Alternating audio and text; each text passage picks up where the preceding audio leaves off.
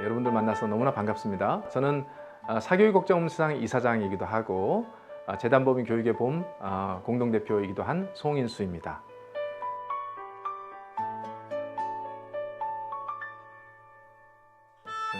사실 저는 대안학교에 관심이 없었습니다. 저에게 관심은 우리 공교육을 바꾸는 것이었고, 이 대안교육이 이 공교육을 바꾸는 역할로 얼마나 쓰임새가 있을까 하는 것에 대한 신뢰가 충분치 않았기 때문에 그렇게 대안교육에 대해서 관심이 없었는데요. 그런데 제가 그 후에는 좀 생각이 달라졌어요. 한 10여 년 좀 지나고 나서 지금은 대안교육이 일정한 정도의 성과를 내시고 또 그 안에서 사실은 우리 이 제도교육이나 또 현실 교육이 가야 될 방향에 대해서 굉장히 중요한 일종의 어떤 가치의 북극성이라 할까요? 그런 역할들을 좀 해주고 있다는 것을 제가 좀 인정을 좀 하기 시작했다고 할까요? 아이들에게 자유를 주고 어떤 세상의 어떤 이렇게 생존의 그 위협에 주눅들지 않고 그렇게 살지 않아도 나는 살 수 있어라고 하는 그런 담대함을 가지고 어떤 실패를 두려워하지 않고 어떤 낯선 길을 가는 그런 삶을 장려하는 교육, 그리고 그런 학교, 그런 부모, 이제 그런 사람들이 모여있는 학교를 대안학교로 한다면 정말 그런 대안학교는 많아야 되고 너무나 많은 공교육을 그 모습을 통해서 꾸짖고 감동시키고 좀 그렇게 해야 될 존재로서 굉장히 귀중하다. 그래서 지금은 대안교육이 굉장히 좀 필요하고 오히려 대안교육이 대안교육답지 못하게 되는 것이 더 문제고 이 대안교육이 우리 공교육을 좀 밝히는 지렛대로서 끝까지 중심을 잡고 버텨줬으면 좋겠다. 그런 마음들이 많고 지금은 응원하는 마음들이 저에게는 더 많이 있습니다. 부모의 감정은 이중적입니다. 부모가 대안학교에 자녀를 보낼 때는 입시 경쟁에 유리한 교육을 원해서 그런 것이 아니고 정말 대안교육을 원했는데 현실 속에서 이게 부딪히면서 결국 현실도 좀 수용해야 된다는 마음으로 마음이 복잡해진 거예요. 부모가 이중성의 그 메시지를 동시에 전하거나 아니면 현실 교육에도 관심을 가져달라, 생존 교육에도 관심을 가져달라라고 이야기할 때는 마음이 허전해서 그렇고 이 대안교육을 통해서 아이들을 키워서 이 아이가 어떻게 될 것이라는 자기 확신이 부족하기 때문에 그 빈 부분을 욕망이 채우는 거예요. 그러니까 부모들이 그 욕망의 근거에서 현실에서 살아남는 교육을 시켜달라고 요구할 때 대안교육에서는 어떻게 해석해야 되냐면 우리가 저 부모들에게 가치교육을 우리가 심어주지 못했구나. 가치로 무장된 아이들이 이렇게 아름다운 삶을 살 수 있는 것이라는 것을 그분들에게 알려주는 일들을 실패했구나. 그래서 이 일에 더 집중해야지 라고 해석을 해야 되는데 이 요구도 하는 줄 알았는데 저 요구도 하네? 그러면 살아남기 위해서 저 수용을 다 해야지. 이 동시에 들어가는 거거든요. 그러면 이걸 어떻게 수용합니까? 부모들의 그 현실적인 욕구와 욕망을 수용하는 방식으로 하게 되면 대안학교는 더 무너질 것이다. 저는 그렇게 단언합니다.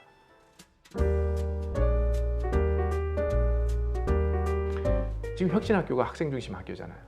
학생 중심의 그 프로그램을 매우 강조하는, 그래서 대안교육이 추구했던 그런 부분하고 굉장히 유사한 부분이 있습니다. 그런데 가장 큰 문제는 학생 참여 중심의 교육이 또 그 프로그램이 있지만 그 안에서 무엇이 남는가? 활동 중심의 프로그램은 있지만 활동을 통해서 아이들을 졸리지 않게 하고 그 수업의 어떤 주체로서 참여하게 만드는 것은 있지만 그 결과로 무엇을 남기고 있는가에 대해서 대안학교가 만약에 정밀하게 정색을 하고 들여다보게 된다면 이 혁신학교가 말만 대안학교 외피지 내용에서는 전혀 못 따라가고 있구나. 내지는 우리가 줄 것이 너무 많이 있구나. 그리고 부모들에게 우리가 우리 학교의 특성을 설명할 수 있는 여지가 너무 많구나 하는 것을 느끼실 것인데 그냥 프로그램만 보는 거죠.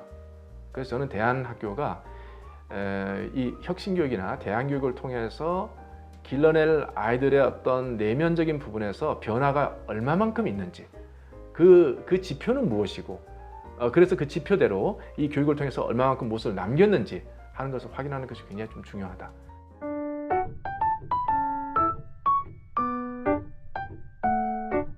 4명의 하버드생들이 어느 날 대치동에 갑니다. 그래서 수학학원에서 밤 10시에 공부하고 나오는 초등학교 5학년 여학생을 학원 버스 뒷좌석에서 인터뷰하는 거예요. 근데 놀랍게도 그 인터뷰를 영어로 하고 영어로 대답합니다. 너 왜 이렇게 밤늦도록 그렇게 수학학원에서 공부를 하니? 라고 했는데 그 여학생이 아주 진지하게 하는 이야기는 결혼을 잘하기 위해서요. 이렇게 이야기하는 겁니다. 근데 그 아이가 결혼을 잘한다는 말의 의미를 어떻게 알겠어요? 결국은 스펙 교환이 결혼의 성공이라고 보는 것이죠. 그것은 부모가 준 메시지예요. 스펙은 갖춰졌지만 내가 누군지를 모르는 존재로 자기 인생을 마치거나 아니면 또 직업적인 삶으로 내지는 성인의 삶으로 들어가게 되는 겁니다. 저는 이것이 대단히 하나님께서 기뻐하시지 않는 그 교육이다.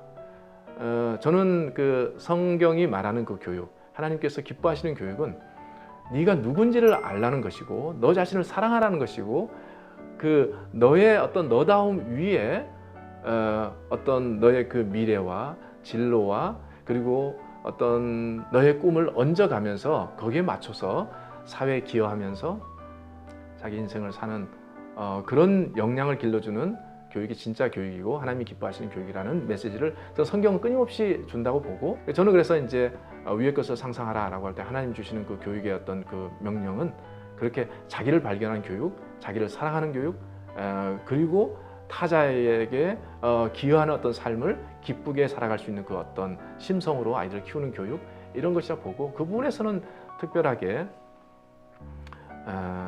기독교 교육을 일반 어떤 그 성경적 용어로 다 이렇게 그 어렵게 풀 필요가 없다. 핵심은 그거다. 저는 그렇게 생각합니다.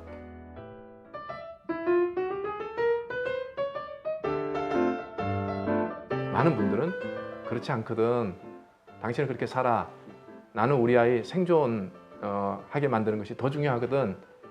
그러면 정말 그렇게 준비하는 것이 아이들의 생존에 도움이 되는 방식일까요? 실제로 저희가 모든 영역의 그 기업군들의 채용 실태를 보고 깜짝 놀랐어요. 출신 학교 스펙을 그 종전처럼 요구하는 그런 그 변화들이, 그런 어떤 관행들이 엄청나게 변화하고 있다는 것을 봤고, 그 부분에서 생존을 위해서라도 지금 기업의 채용이 이렇게 달라지고 있으니 다른 방식의 교육을 시키십시오 라고 하는 좀 말씀을 좀 드리려고 하는 것이고, 그 기업의 채용의 그 현황에 대해서 데이터를 가지고 전반적인 내용들을 설명을 드리게 되면 우리 대안학교에서 부모님들을 설득하고 부모님과 상담하고 아이들을 설득하는 우리 선생님들 입장에서는 그분들을 설득할 수 있는, 특히 생존교육을 위해서 대안교육이 아닌 현실교육을 시켜달라고 하는 그분들의 마음을 설득하는데 정말 엄청난 그 지렛대를 하나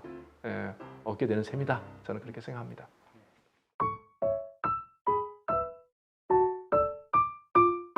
옛날에는 또 이렇게 스펙을 중심으로 해서 양적 평가를 좀 해서 우수 인재를 다 판별을 했는데, 그러고 실제로 막상 기업에서 써보니 별로 아웃풋이 좋지 않다는 것을 너무나 많이 알게 됐어요. 그래서 이제 그런 양적 평가 방식이 적절하지 않다는 것을 좀 보면서 실제 능력 있는 아이들을 직접 찾아봐야겠다. 이런 흐름으로 가고, 또 그것이 가능하도록 기술도 지원되고 있습니다. 대안교육이 생존교육이구나 라고 하는 것을 좀 이렇게 깨달으시게 될 거예요. 제가 기독교 학교 교사 컨퍼런스 주강사 중에 한 사람으로 저도 초대되었습니다. 초대받고 너무나 기뻤습니다. 여러분들을 만나 뵐 것을 생각하면서 기뻤고, 또 제가 교육의 봄을 통해서 그동안 연구하고 정리했던 그런 놀라운 그 정보를 가지고 여러분들에게 좀 전달을 해드리고, 여러분들이 이제 그 하나님이 기뻐하시는 그 교육을 위해서 고군분투하실 때 힘이 될 수 있는 계기가 만들어질 것을 생각하니까 빨리라도 달려가서 여러분들 만나고 싶은 마음이 있었는데요. 여러분들의 힘이 되는 그런 시간들을 갖도록 하겠습니다. 그 시간에 꼭 한번 뵙도록 하겠습니다. 많이들 참여해 주십시오. 감사합니다.